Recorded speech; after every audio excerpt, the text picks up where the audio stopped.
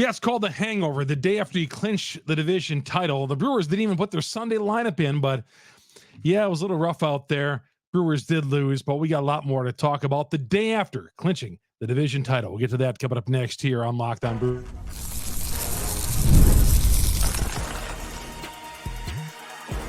You are Locked On Brewers, your daily Milwaukee Brewers podcast. Part of the Locked On Podcast Network, your team every day. Hey, everybody.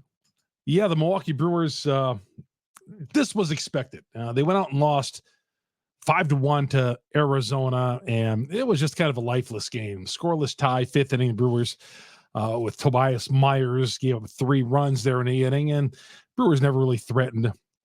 Not much going on offensively. It kind of looked like a Craig Counsell managed team tonight, to be honest with you. You know, one of those lifeless, boring teams that we got used to watching. And I didn't realize just how bad it was until I saw him managing Chicago and realized, gosh, you know what? That happened a lot here. But plus, we're going to talk about some Craig Counsell news a little bit later on, talking about our team, the Milwaukee Brewers. Very interesting. Chuck Freimund, Locked On Brewers, part of Locked On Podcast Network. We are your team every day. Good to have you along here on Locked On Brewers. Longtime sportscaster here in the state of Wisconsin and host of Locked On Brewers. The Brewers have been in first place since I've been doing the show for 2 years. Do you believe that? Wire to wire this year. Last year, they were great. So, yeah, they've been playing good, solid, fundamental baseball. So maybe that's a common denominator there. Anyway, hey, I appreciate you all listening to me and watching Locked On Brewers every day. Coming up on the show, we'll talk about this last night and what happened and the hangover and what to look ahead for. Also, I was the national guest on Locked On MLB with Sully. He's the national baseball show, and he had me on, and he started off me with an interesting question right off the bat. Right off the bat, he asked an interesting question.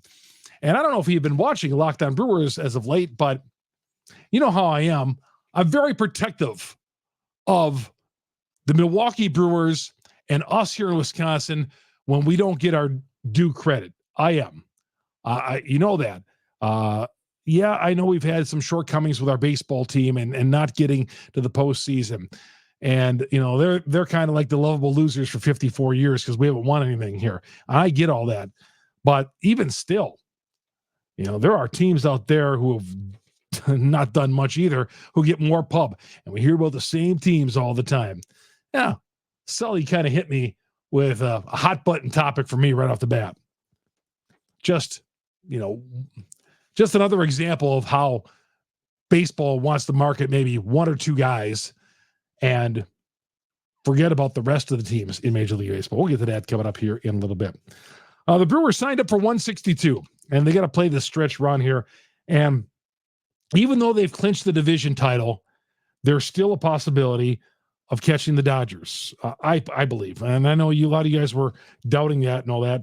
But the deeper we get into the calendar here, Brewers are 3 games behind the Dodgers, 4 overall with the tiebreaker. Same with the Phillies. Phillies lost to the Mets. Brewers are 3 games behind them in the loss column, 4 with the tiebreaker, making themselves difficult with that loss. That loss on Thursday night made things really difficult because the Dodgers won. Oh, did you hear Shohei had a big game? Did you hear about that? I don't know if anybody heard about that. I don't know if your phone went off 15 times today every time Shohei stepped out of the dugout or stole a base or whatever. I mean, everybody knows Shohei with his huge performance on Thursday. Anytime Shohei does it, that phone rings off. But I'm here to, again, Brewers have to do something, I think, and probably, I guess, make a statement to get their due credit. But we'll get to that coming up here in a little bit. Brandon Pfaadt, he was just terrific for Arizona. Brewers touched him for 8 runs over 2 innings last Saturday night. He made his next start against the Brewers as well, and he struck out 12 Brewers. Like I said, this was a Craig Counsell lifeless night for the Brewers in that the Brewers just looked like they couldn't get out of their own way. Not at all. I'll tell you what, Terang, he helped win that game on Wednesday night. His defense saved a run. You know, that play that he makes on the shortstop side of second base and just routinely throws it across his body to get the runner by a step. That is such a pretty play. He did it 2 nights. He's done it 2 nights in a row. He's just making those plays. It's just so fun watching. He's the best defensive player and second baseman in baseball. There's no doubt about it. I've seen them all. Terang is the best. Adames did get the rest on Thursday night, ending a string of 156 straight starts. I just admire that about Adames. I don't know how that all went down, why he sat out, obviously, day after clinching and all that. But Willie Adames has just been a warrior, and he's been struggling as of late. He did not have a good series against the Phillies. And I mentioned this on Monday and Tuesday, that uppercut that he takes, that launch angle, it looked like he'd been swinging out of his shoes as of late. So maybe the day off will get him back going. Some guys like the day off. Some guys are like, Willie Adames will probably be back in the lineup on Friday. But anyway, he's second in Brewers history among shortstops of consecutive starts. Robin Yount, back in the mid-'70s, actually early in his career, Robin Yount made 207 straight starts at shortstop. That record doesn't matter. It's Willie Adames could care less. He just wants to play every day. And that's what something another thing you'd have to admire about the guy who's about to become a rich man, probably playing for the Dodgers eventually. Myers ran into a high pitch count. Murphy said if the bullpen was better rested, he should have pulled Myers after 4 innings. Didn't pull him. 5th inning, he got tagged a little bit. He said he should have pulled him. So all that said, Brewers are falling behind. They got to start making up some ground on the Phillies or Dodgers. Otherwise, we can close the door, because the deeper we get into the season, to the finish line, it's going to make it more impossible for the Brewers to catch it. And we'll see how they hand it off. I think there's still a shot at it. And the Brewers are still playing like they're playing to catch that second seed with only Willie Adames, really the only starter. Sometimes after you clinch, you just give that Sunday lineup out there. We've seen that Sunday. If Craig Counsell was managing, he used that Sunday lineup no matter what. But Murphy didn't he roll the Sunday lineup today, which I expected. I expected like Gary Sanchez to lead off. All of these guys, all the mainstays, just to get a day off, but it never did happen. Brewers signed up for 162. Craig Counsell today. I was just talking about this at the game last night. Has Counsell, other than being here in Milwaukee, has anybody, when the Cubs were here, has anybody really asked him, hey, look at the Milwaukee Brewers. They've won 3 division titles in the last 4 years. They are the owners of this division. They are the kingpins right now of this division. What's going on? And Counsell said, he acknowledged there is a big gap between the Brewers. Says we got a lot of work to do. There's a big gap between the Cubs and Brewers right now. The big market Cubs, the small market Brewers. Says there's a big gap. Got work to do. And of course, he said a big gap based on what happened last year and this year. Of course, Craig giving himself credit for last year, and he should. Regular season Craig does an amazing job. I'm just starting to bash Craig recently because I just watched the Cubs more and more during the season and just saw some of the same things with the Cubs as I saw here. Just some of the same lifeless things with the Cubs, taking on the personality of the manager, just boring. All right. So, but he acknowledged we have some work to do. There is a big gap. Openly talked about it. So good. He knows it. He acknowledged it. He better, because the Chicago media will tear him up if he doesn't acknowledge it right. We'll see if the Cubs close the gap. Like I talked about the Cubs yesterday on the podcast. I said, hey, they got their World Series in 2016. I'll give it to them. They got that World Series title in 2016. The Brewers don't. But the division titles the Brewers have owned, they have the big chip with the 2016 World Series championship. All right, Chuck Freimund here on Locked On Brewers, part of Locked On Podcast Network. Told you I had talked to, I was on Sully's show on Locked On MLB on a national podcast, the big national MLB podcast that we have here on Locked On Brewers. And he hit me with a subject right off the bat. All right, as promised, We're going to talk about the Milwaukee Brewers. Of course, we have to talk about a big market team in segment one because of Shohei Ohtani. But as I think even Chuck Freimund of Locked On Brewers would agree, Shohei Ohtani had a pretty good night. And do you know what I feel badly for? Somewhere, someone out there did not put Shohei Ohtani in their fantasy baseball lineup today. And they missed out on what turned out to be a pretty decent night. But let's talk. Well, I'm sorry, let me cut you off there. We have been talking about this on the show and in the city of Milwaukee and the state of Wisconsin. All we hear is Shohei, and great, Shohei. But people forget about us here in the flyover state that we got the third best team in the National League. And every time I pick up my alert from MLB or ESPN, it is Shohei and the Dodgers and this and the Yankees. How about the Milwaukee Brewers and the way they're flying, Sully? Well, hey, that's why I want to bring you on. Because, first of all, I don't want to be accused of overlooking a team like Milwaukee. And last night, let's just talk about I was going to do a show last night, but I had to have a dental issue, and I actually had Novocaine in my face, so I couldn't talk about it, but we could talk about it now. I actually talked about it a little bit on Locked On A's this morning. The A's fans are saying you're welcome to Milwaukee Brewers fans for taking the pressure off of last night, but no pressure needed because the Brewers going into the game already knew they had clinched because Chicago lost to Oakland earlier that afternoon. But the Brewers gave their fans quite a thrill with a fantastic walk-off 2-1 victory over no small team, the Philadelphia Phillies. And it was really, there were a lot of heroes for last night, but it was Jackson Chourillo's triple in the ninth inning that set up the victory. This is, and I believe it was Jake Bauers who got the walk-off hit, if I'm not mistaken. Yep. You'll have to forgive me. I was filled with Novocaine.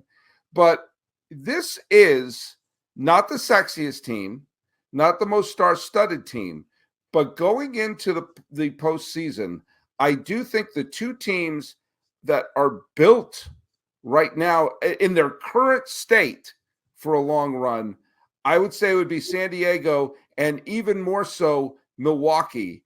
Tell us your thoughts about the first team to clinch a division and what I think is one of the deepest teams in baseball. Yeah, there's no star power on this team, but they have a lot of good players, and they do a lot of things right, and they play the game the right way, and they don't make many mistakes. The margin of error is so small for this team. So you look at the Milwaukee Brewers and you say, well, what do they do well? Well, the bullpen is good. There's no stars in that starting rotation, but somehow they always get a lot of quality starts off this team. They produce runs. They don't have any big bat in the lineup, but they still score some runs. And the bottom line is they win ball games. They just continue to win. And now a month from now, we could be saying, well, even less than that, we could be saying, well, here it is. We were teased again by the Milwaukee Brewers. And I get it. Brewer fans still have been pessimistic all season because we've been down this road in recent years, only to have our hearts broken in a wild card round. Hopefully this year is different. It looks different, but can this magic, as I've always said, carry over to October? Well, I'll tell you a team that is coming to mind. And it's a team that had a stretch of a lot of frustration. And that team is Atlanta. Atlanta went through a stretch where they would make the playoffs a bunch, but not get out of the division series, or maybe get LCS once in a while. But, there was always kind of like, but they're not going to go as far, save for the middle of the 90s when they went to a bunch of World Series. Yeah. And the team, it's funny that the team that won the World Series, the team that beat a very good Brewers team in 2021, reminds me a little of this squad. Now, that squad ridiculously lost their entire starting outfield and had to cut and paste with the Petersons and the Rosarios and the Solers, and all three of those players came up huge in the postseason. But one of the things I like about this team, and that does remind me, that Atlanta team, when people forget, had a extraordinarily deep bullpen. And they may not have had the sexiest starting rotation, but if you got a lead to that pen, they were not going to cough it up. Yeah, I think this Brewers team has a good. I was going to say this Brewers team has a good bullpen. They have a good rotation, and they have a good lineup. I don't think they have a massive hole, which I think should go a long way when you look at some of the big contending teams in the National Leagues who do have some gaping holes. and this team needs to do all those phases correctly to win a playoff series. And they steal the bases, and they run the bases very well, and they play in defense. Defensively, they're one of the best defensive teams in baseball. If you want to see a team in terms of fundamentals who play smart baseball and don't beat themselves, you see Milwaukee Brewers. This version of the Milwaukee Brewers is that team right there. Now, is it whether it's good enough to overcome Philadelphia and Los Angeles? They just beat Philadelphia 2-3 at home after getting swept by them earlier this year. The thing about this Brewers team is, Sully, they have never lost more than 3 games in a row all season. They're the only team in baseball like that. You talk about a model of consistency and a team that bounces back. Okay. That's the Milwaukee Brewers. Haven't lost more than 3 in a row all year, and just a real consistent effort. And every time we think that this team is going to go south, they come back and win 2 or 3 or 4 games and get on a little run. But they don't sustain. They don't go into slumps. They have one really bad month, or not totally bad. It wasn't great. It was July. July was probably the worst month. Right. But I've made this point on the show too, that one of the things that has been very impressive about this Brewers team is they haven't gotten too high. They haven't gotten too low. They haven't had they haven't had that 11-game run, but they also have not had a huge slide. And I do think that you've seen the Phillies went on a really bad stretch, and LA. Look at LA is going to win 90-something games. They're going to win the division. They'll probably get a bye, but their starting pitching right now is really questionable. And there are questionable parts to that Philadelphia team as well. And one of the reasons that I think that this Brewers team is impressive, not just the fact that they haven't had a long losing streak, not just the fact they've been really consistent, but because, I'll make a weird analogy, there is an element to it that is reminiscent of the Tory Yankees for this reason, not for the star power, but when you looked at the Tory Yankee years, they didn't have the best player at any position anywhere in that lineup, but they had a lot of people that you can pass the baton to. They had a lot of people you can rely on. Contreras, Hoskins, obviously Adames, obviously Chirinos, but you have a bunch of guys that if one person doesn't get it, Bowers will get the hit. If Bowers doesn't get the hit, or Joey Ortiz had a big game the other day. That it's not, you're not leaning on players like the Yankees are leaning on Soto and Judge. And if Soto and Judge have a bad series, it's going to be over and out. The Dodgers are relying on a cut and paste starting rotation. If they fall apart like they did last year to Arizona, they're going to be over and out. And we have seen moments when Bryce Harper has had slumps and had injuries. And if they don't have him in that lineup, hitting the way he does, it's over and out. But the Brewers don't have that one Jenga piece that if they have a bad series, it'll wipe the team out. And I think in a short series, I think that's going to go in their favor. It is, but it could also be a quick elimination. Like last year was a 27-hour postseason for them. They won the division title. And they were out in 27 hours, losing to Arizona. Put a big star in the middle of this lineup. Put Bryce Harper on the Milwaukee Brewers. People are talking about the Brewers winning the World Series. Right. You put Aaron Judge on the Brewers. It's the Brewers by the best team. The one thing is, Adames has been slumping as of late, but he's had a great year. He's got 32 home runs. Contreras has been very good. Hoskins hit a game-tying home run the other night. But I just think that this team has got the it factor. And when I say that, it's just that, man, you look at the lineup. If you look at their lineup and you look at the Philadelphia lineup, you say, okay, this team and this day, who's going to win? Well, you have Philadelphia, they got all their stars and Trey Turner and all that. You say, Philadelphia's probably going to win the game. And next thing you know, Milwaukee's up 6-1 on these guys and rolling and getting another win. So I don't know. It busts the bad market, small market, big market thing as far as that you can't win in a small market. But the Brewers have to do so many things right, get a great farm system. When they make a trade like for Savale or Montes, it's got to hit. When they sign a big-time free agent, it's got to work out. All those things they've got to be right on in everything. They can't make any mistakes. Well, we come back. I'm going to talk about that mistake-free ball and why I think Milwaukee, at least this model, is a pretty good model for that. You've heard us talk about FanDuel, America's #1 sportsbook. Well, we have something a little different from you.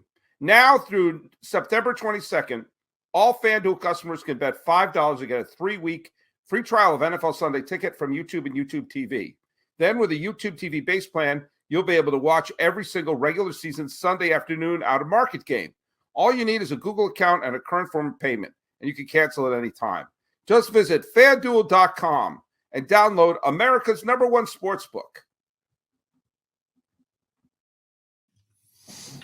All right. And by the way, thanks for making Locked On MLB your first listen. Make your second listen Locked On Brewers. With our buddy Chuck Freimund there, you bring in the news for the Brewers all year long. And for your third listen, go to Locked On A's. I'm doing double duty this season. I'm doing Locked On MLB and Locked On A's. That's right, 10 episodes a week with your pal Sully. But I'm only doing it till the end of the regular season. And I'm going to be doing a special episode next week from the Oakland Coliseum on their final game in Oakland. Maybe. Who knows? Maybe the Players Association will reject Sacramento. Who knows? But we don't know. I don't know, and neither do you.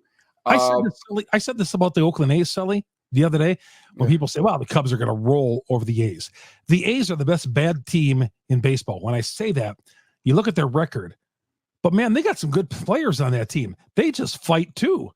Well, they're not terrible by any means. Well, if you take out they had a horrible May and a horrible June. Mm-hmm. They were 500 on May 4th. Then they had a horrible rest of the May and an unwatchable June. And since then, they've been 7 games above 500. Yeah. They really only have had 2 bad months. And if they were 500 or even a game or two under 500, they would be on the periphery of the wild card hunt. There's a lot of talent on that team. Yeah, they played exciting. There's people say, "Oh, look at the Oakland." No, the Oakland A's, man. They're again. You take that record out. You look at them and they say, "Well, I feel like, man, them and Colorado are 2 teams you don't want to face in a pennant race." Well, and also remember that the A's are going to have a 15-20 game improvement from last year because they're not going to lose 100 games this year. They may not lose 90, and they're not going to finish in last place. The Angels are going to finish in last place. Yeah. So what does that say about the Angels? Can't play above a team whose management literally is trying to have them lose. But the Brewers management wants them to win. And I'll tell you, a team that another smaller market team that did win it all was Kansas City about 9 years ago. And one of the things they did, and they credit in one way kind of created the blueprint for a smaller market team to take advantage of that window of opportunity. Mm-hmm. They had a strong bullpen. They had very good players on that team, but they had a lot of speed on that team. They kept people on the back of their heels, but they also didn't make mental errors. They didn't give the game back. They didn't open up the door. And that, to me, their speed, when you look at, I know you know this, when you look at the fact that, Turang is a stolen base guy. Adames is a stolen base guy. Churrillo has 20 stolen bases. Perkins has a bunch of stolen bases. Bowers has a bunch of stolen bases. Garrett Mitchell has a bunch of stolen bases. There are a bunch of guys who are fast on this team and could get people on their heels, and they play smart defensive baseball. And I think those two, and the fact that their pitching staff, I've always been a Peralta fan. I've always liked him. And I like the fact that, Ray has had a tough time. So they gave him, he got a save the other day, one of those long 3-inning saves. Yeah. They're going to put a decent pitcher on the mound every time. They're going to have a good bullpen. Just don't play dumb ball and hand anything back. And I think the Brewers have a decent chance. Yeah. The Brewers have pulled off many double steals this year. When teams try to double steal against them, seems like the Brewers have always got that ace in the hole. They're always like one step. Pat Murphy I feel like he's always like one step ahead of things. Yeah. And, he's out. Sure, he's made a couple of mistakes. Who has? Joe Torre made mistakes. Earl Weaver made mistakes. Everyone makes mistakes. They all do. You're right. But I think Murphy has done such a great job. And, the thing is when you have a high baseball IQ and you play the game smartly, that can overcome a lot of shortcomings. You might not be the best team, but if you play smart in sports, you could do a lot of things to make up for maybe the talent level or that you're not as athletically gifted. Playing smart makes up for a lot of things. And I think that's what this Brewer team does. And I'll tell you another thing is that the Brewers have never had manager of the year. And I think they're going to this year. Well, I think Counsell should have probably won it 4 times. That's true. That is true. But he didn't. Yeah. He didn't. He should have won. I mean, at least one time. Yeah. You're not manager of the year. Considering, Sully, the history of this franchise, between 1970 and 2017, they had 2 division championships. That's pathetic. He leads them to a division championship in 2018 and does not get manager of the year and goes to the NLCS. Weird. Yeah. Weird. But so, yeah, and I think Murphy, I'd like to find out if he's not unanimous manager of the year, who better? I mean, he's got to be unanimous, don't you think? I bet Schilt's going to get a few votes in San Diego. I bet they're going to get some votes in for the Mets, but I think that Murphy has to win it. Well, considering that Murphy didn't have Devin Williams for most of the season until right. You don't have a legit number one. You talk about Freddie Peralta, but he's not an ace. He's not a legitimate number one starter. They lost Christian Yelich. All right. And he had to sit out multiple times during the season, and he was having a pretty good year. They've overcome injuries. They have like 16 different guys save a game. Trevor McGill stepped up in a closer's role. They've had so many guys do so many different things. Garrett Mitchell is batting cleanup of this team. I mean, go around baseball and ask anybody if they ever heard of Garrett Mitchell. Cleanup on a third best team in the National League. The Brewers, and then when he's not there against right-handers, Gary Sanchez is the cleanup hitter against lefties. Gary Sanchez, are you kidding me? So they don't even have a legitimate cleanup hitter. Yeah, but this could be Eddie Rosario and Jorge Soler all over again. Yeah. Which National League team are you most afraid of? All of them. I'm telling you, all of them, Sully, because they're all going to be tough. What happened against Arizona last year could happen again this year. Honestly, they're all. I think, obviously, you fear the Dodgers and Phillies. Okay, they're the 2 best teams. Looks like they're going to get the top 2 seeds. The Brewers, by losing on Thursday night and with LA winning, LA's got a 3-game lead with the tiebreaker. So realistically, a 4-game. So the second seed is fading away. But all those teams, the Mets, San Diego, you don't want to face. No. San Diego's tough. Atlanta, anybody in that wild card hunt, they're all tough. Arizona, who was in town this weekend, they're all tough. Yeah. But I got news for you. Milwaukee's tough too. And who's also tough, who's coughing away there, is Chuck Freimund. Which brings us to No, you're very good with the cough button. All right, let's throw the trivia question. It's going to be Brewers oriented here. Don't say it if you don't know it. If you do know it, don't say it. Okay. We all know Robin Yount is the all-time hits leader in the history of the Milwaukee Brewers. But who is the all-time wins leader? What pitcher has the most? Don't say it. It's a trivia question. Put your answer down here in the YouTube comment section or at Locked On MLB Pods on Twitter, whatever it's called now, or on Instagram, or at my Twitter account, which is Sully Baseball or Sully Baseball Podcast on Instagram. Chuck Freimund, where can people listen to your terrific show? Oh, they can get us on wherever you download your podcast, Google, Spotify, Apple, wherever you download your podcast, your audio podcast. That's where we are. Number 1 Brewers podcast on the internet because of the great Brewers fans. And of course, we're growing YouTube page. Search Locked On Brewers on YouTube. Hit the subscribe button, hit the bell, hit the likes.